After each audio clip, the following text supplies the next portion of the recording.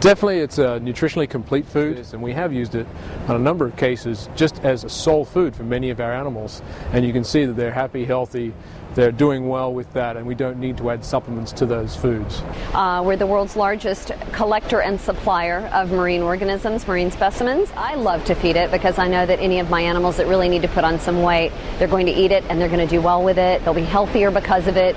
So I like it just because it is a good quality food source. For our smaller fish, PE Mysis is the majority of the food that we feed.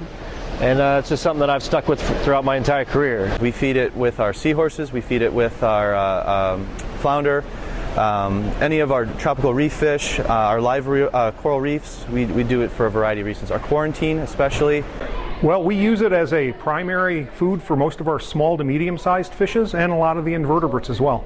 It's the quality of the product that we felt was a great choice for some of the exotic species of seahorses and pipefish that we were dealing with. Well, the nutritional value of the PE Mysis is that it adds a lot of the essential fatty acids that are required for fishes, freshwater and marine fishes. And even though it's a freshwater source, marine fish still gain a benefit from eating that nutritional profile.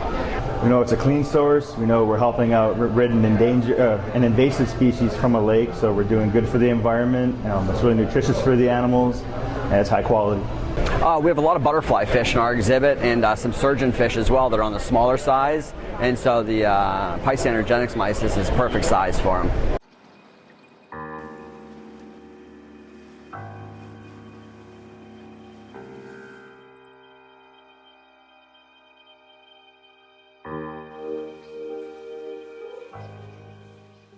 Gut loading is one of the techniques that's used when you're culturing foods before you feed it out. You try and gut load it with either a commercial product or an algae or paste or something like that. So for this to be naturally gut loaded, it makes it much easier for us to ensure that it's highly nutritious at all times. PE Mysis is naturally enriched with an algae that it's eating when we capture it at night. So all that enrichment is what we call bioencapsulated. At PE Mysis, the one thing I found is it's hard to find a fish that doesn't like it. I don't know if it's because of the quality, the freshness, if it's the fat content. But I like the PE because it's whole product. It's not broken up. There's no water in it. It's nice and clean. We just add a little vitamin supplement to it, and that's it. Nutritionally, I think a lot of the fish prefer it over Euphausia planktons, and we've just had great results with it. It's very high in protein. When you're feeding other live foods such as adult brine shrimp or mysis even, saltwater mysis, sometimes the protein level is kind of low, especially with brine shrimp. But with the PE Mysis, the protein levels are so high that they get a lot of nutrition, a lot of energy from that, and that helps with their growth.